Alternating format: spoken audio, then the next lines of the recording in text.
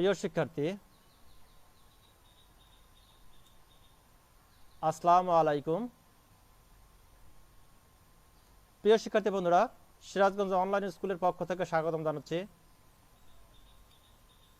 আমি মোহাম্মদ সাইম হোসেন, সহকারী শিক্ষক আইসিটি, প্রতাপ মহিউদ্দিন মেমোরিয়াল উচ্চ বিদ্যালয়, উল্লাপাড়া, সিরাজগঞ্জ। প্রিয় শিক্ষার্থী বন্ধুরা, আমি আজকে হাজির হয়েছি নবম ও দশম শ্রেণীর বাংলাদেশের বিশ্ব পরিচয় নিয়ে, অধ্যায় ষষ্ঠ। আশা করি তোমরা সবাই ষষ্ঠ অধ্যায় বই বের করে আমার ক্লাসটা উপভোগ করছো। প্রিয় শিক্ষার্থী বন্ধুরা, আমরা স্ক্রিনে একটি চিত্র দেখতে পাচ্ছি। বাংলাদেশ, আমরা যে বসবাস করি সেই বাংলাদেশের একটি মানচিত্র।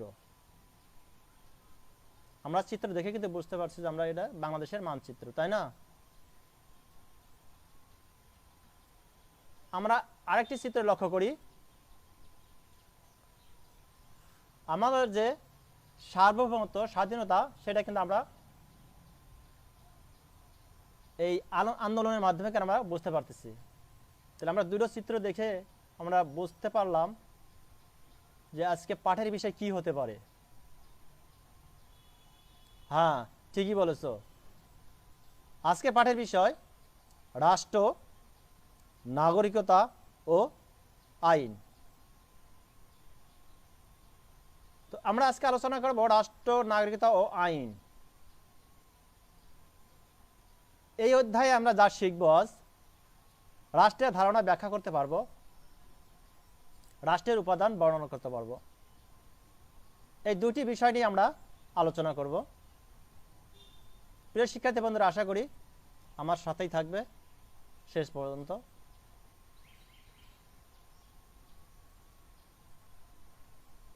প্রিয় শিক্ষার্থী, আমাদের পার্লামেন্ট, আমাদের চিত্রকৃত দেখতে পাচ্ছি আমাদের বাংলাদেশের পার্লামেন্ট, জাতীয় সংসদ ভবন। এটা একটা, এখান থেকে রাষ্ট্র পরিচালনা করা হয়। সেই রাষ্ট্রের ধারণা আমরা দেখব। সেই রাষ্ট্রের ধারণা যে প্রত্যেক মানুষ কোনো না কোনো রাষ্ট্রে বসবাস করে। আমরা বসবাস করি বাংলাদেশে, ভারতীয়রা বসবাস করে ভারতে, চীনের নাগরিক বসবাস করে চীনে, কোনো না কোনো রাষ্ট্রে বসবাস করে। কিন্তু হঠাৎ করে কোনো রাষ্ট্রের উৎপত্তিও হয়নি। এমনি এমনি কি রাষ্ট্র উৎপত্তি হয়েছে? না, এমনি এমনি কিন্তু রাষ্ট্র উৎপত্তি হয়নি। আমাদের রাষ্ট্র স্বাধীনতা অর্জন করতে কিন্তু অনেক বেগ পেতে হয়েছে, তাই না? আদিম মানুষ প্রথমে গোত্রভিত্তিক বসবাস করত। সমাজের পরিবর্তনে একসময় রাষ্ট্রের উৎপত্তি হয়। মানুষ রাষ্ট্র সৃষ্টি করে। রাষ্ট্রে বসবাসকারী প্রত্যেক নাগরিককেই রাষ্ট্রের নিয়ম কানুন মেনে চলতে হয়। অবশ্যই আমরা বাংলাদেশে বসবাস করি, আমরা কিন্তু এই রাষ্ট্রের নিয়ম কানুন আমরা মেনে চলি। রাষ্ট্রে বসবাসকারী জনগণকে ওই রাষ্ট্রের নাগরিক বলা হয়। আমরা যে বসবাস করি, আমরা বাংলাদেশের নাগরিক। প্রিয় শিক্ষার্থী বন্ধুরা, নাগরিকদের সুন্দর সুষ্ঠুভাবে বাঁচার জন্য রাষ্ট্র অনেক কাজ করে থাকে। তাহলে রাষ্ট্র অনেক কিন্তু কাজ করে থাকে। দেখো, আমাদের সুষ্ঠুভাবে বেঁচে থাকার জন্য আমাদের শিক্ষা অঙ্গন তৈরি করছে রাষ্ট্র, রাস্তাঘাট তৈরি করছে, বিভিন্ন ধরনের কলকারখানা তৈরি করেছে। এটা রাষ্ট্রে সুষ্ঠুভাবে বসবাস করার ক্ষেত্রেই কিন্তু এগুলি তৈরি করেছে রাষ্ট্র। প্রিয় শিক্ষার্থী, স্ক্রিনে আরেকটি চিত্র দেখতে পাচ্ছি সেই রাষ্ট্র সম্পর্কেই। তাহলে আমাদের এটা বাংলাদেশের পার্লামেন্ট। আর এই রাষ্ট্রের ধারণা নিয়ে এরিস্টটল মত প্রকাশ করেছেন যে স্বয়ংসম্পূর্ণ জীবনের জন্য কতিপয় পরিবার ও গ্রামের সমন্বয়ে গঠিত সংগঠনই রাষ্ট্র। প্রিয় শিক্ষার্থী বন্ধুরা, রাষ্ট্রবিজ্ঞানী আর.এম. ম্যাকাইভারের মতে রাষ্ট্র হচ্ছে সরকার কর্তৃক প্রণীত আইন দ্বারা পরিচালিত একটি সংগঠন। তাহলে দেখো, এরিস্টটল মত কিন্তু বলছে যে স্বয়ংসম্পূর্ণ জীবনের জন্য কতিপয় পরিবার ও গ্রামের সমন্বয়ে গঠিত সংগঠনই রাষ্ট্র। আর রাষ্ট্রবিজ্ঞানী ম্যাকাইভারের মতে রাষ্ট্র হচ্ছে সরকার কর্তৃক প্রণীত আইন দ্বারা পরিচালিত একটি সংগঠন যার কর্তৃত্বমূলক ক্ষমতা রয়েছে এবং যা নির্দিষ্ট ভূখণ্ডে বসবাসরত অধিবাসীদের উপর বলবৎ হয়, সেটি হচ্ছে গা রাষ্ট্র।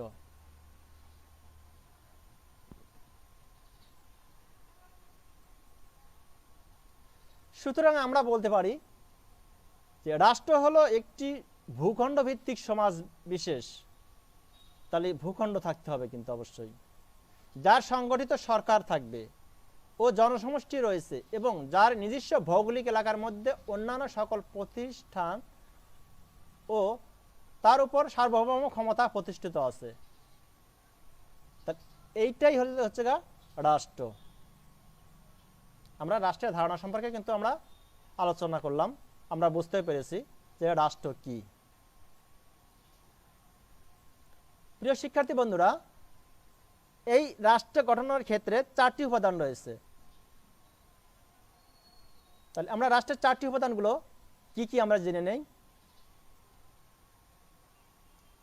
বাংলাদেশের একটি রাষ্ট্রের মানচিত্র, সেই মানচিত্রে মাধ্যমে আমরা দেখতে পাই রাষ্ট্রের কি কি উপাদান রয়েছে।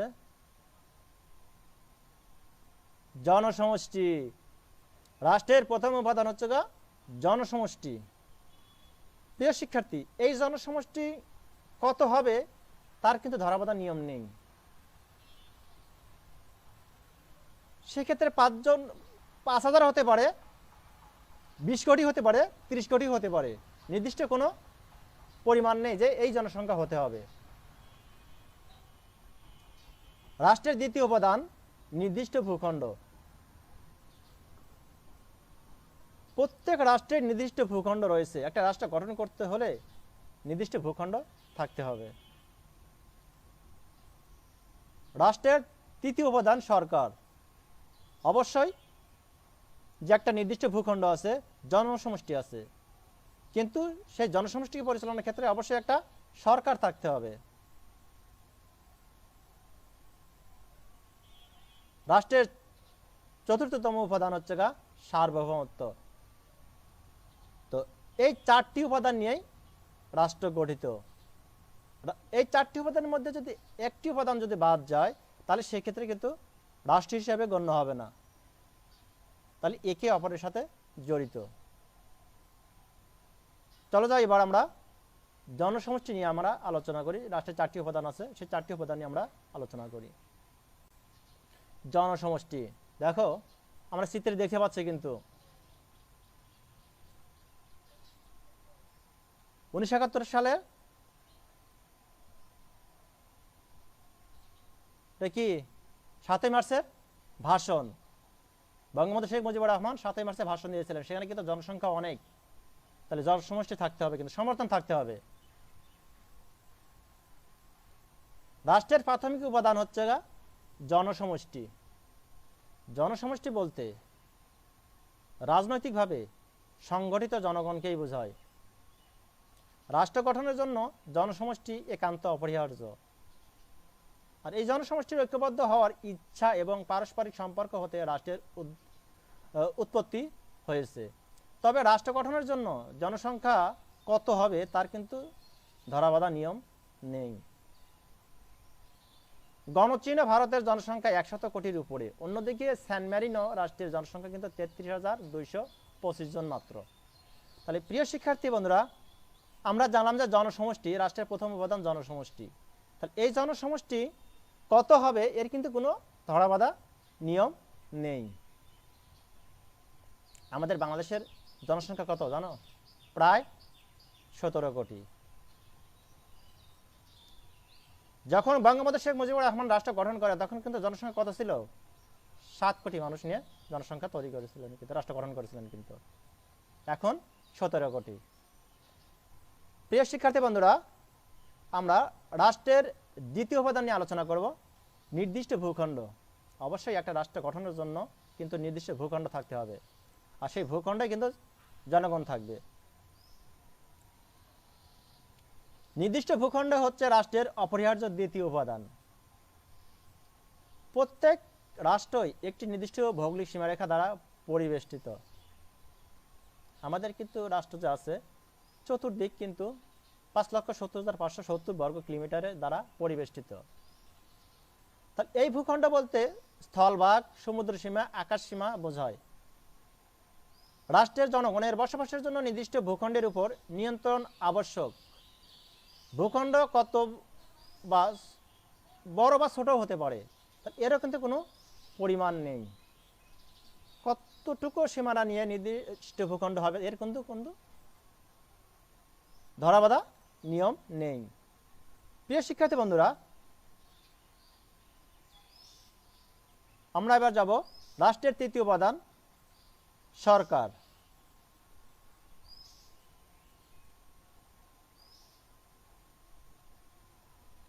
রাষ্ট্রের অপরিহার্য তৃতীয় উপাদান হচ্ছে সরকার।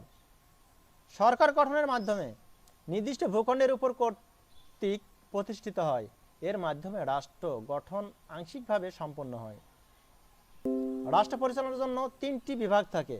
একটা রাষ্ট্র পরিচালনার ক্ষেত্রে কয়টি বিভাগ থাকে? 3টি বিভাগ থাকে। আইন বিভাগ, শাসন বিভাগ এবং বিচার বিভাগ। এই 3 বিভাগের সমন্বয়ে সরকার গঠিত হয়। গণতান্ত্রিক ব্যবস্থায় সাধারণত নির্বাচনের মাধ্যমে জনগণ সরকার গঠন করে। আমাদের কিন্তু গণপ্রজাতন্ত্রী বাংলাদেশ সরকার।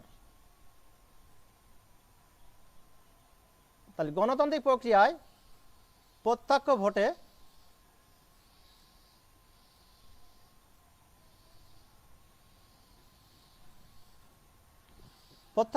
নির্বাচনের মাধ্যমে কিন্তু জনগণ সরকার গঠন করে থাকে। রাষ্ট্রের ক্ষমতা সরকার কর্তৃক পরিচালিত হয়। অধ্যাপক গার্নারের মতে রাষ্ট্র যদি হয় জীবদেহ, তবে সরকার হলো তার মস্তিষ্ক স্বরূপ। প্রিয় শিক্ষার্থী, আমরা রাষ্ট্রের তৃতীয় উপাদান সরকার সম্পর্কে আমরা জানলাম। এবার আমরা জানব রাষ্ট্রের চতুর্থতম উপাদান সার্বভৌমত্ব। প্রিয় শিক্ষার্থী বন্ধুরা, রাষ্ট্র গঠনের মুখ্য উপাদান হচ্ছে সার্বভৌমত্ব বা সার্বভৌমিকতা। সার্বভৌম শব্দ দ্বারা চরম ও চূড়ান্ত ক্ষমতাকে বোঝায়। সার্বভৌমত্ব প্রতিষ্ঠার মাধ্যমে রাষ্ট্রের গঠন পূর্ণতা পায়, আর এ ক্ষমতা রাষ্ট্রকে অন্যান্য সংস্থা থেকে পৃথক করে। সার্বভৌমত্ব হচ্ছে রাষ্ট্রের ওই বৈশিষ্ট্য যার ফলে নিজের ইচ্ছা ছাড়া অন্য কোনো প্রকার ইচ্ছার দ্বারা রাষ্ট্র আইনসঙ্গতভাবে আবদ্ধ নয়। তারে সরকার আছে, নির্দিষ্ট ভূখণ্ড আছে, জনসমষ্টি আছে, কিন্তু সার্বভৌমত্ব নাই, সেটা কিন্তু রাষ্ট্র হিসেবে গণ্য হবে না। প্রিয় শিক্ষার্থী বন্ধুরা, আমরা রাষ্ট্রের ধারণা জানলাম। রাষ্ট্রের উপাদান সম্পর্কে আলোচনা করলাম। তাহলে অবশ্যই আমরা রাষ্ট্রের ধারণা এবং উপাদান সম্পর্কে কিন্তু আমরা বুঝেছি, তাই না? তো প্রিয় শিক্ষার্থী বন্ধুরা,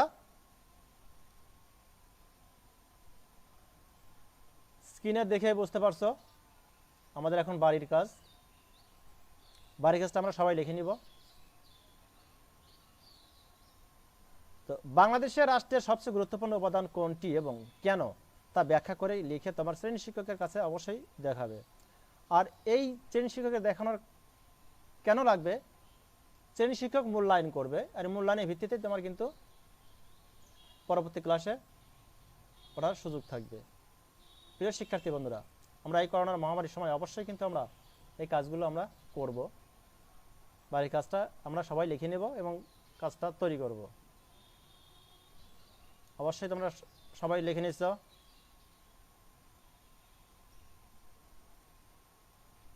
প্রিয় শিক্ষার্থী বন্ধুরা, আমরা জানি বিশ্বজুড়ে করোনা ভাইরাসের সময় অবশ্যই আমরা ঘরে থাকতে হচ্ছে এবং নিরাপদে থাকব। প্রয়োজনে বাইরে বের হব না, যদিও হই তাহলে আমরা কি করব, মাস্ক ব্যবহার করে আমরা বাইরে বের হব। আর বারবার সাবান দিয়ে হাত ন্যূনতম 20 সেকেন্ড আমরা কি করব, পরিষ্কার করব। তবে কিন্তু আমরা সুরক্ষা থাকব। তো প্রিয় শিক্ষার্থী বন্ধুরা, আজ এ পর্যন্তই। আল্লাহ হাফেজ, সবাই ভালো থেকো।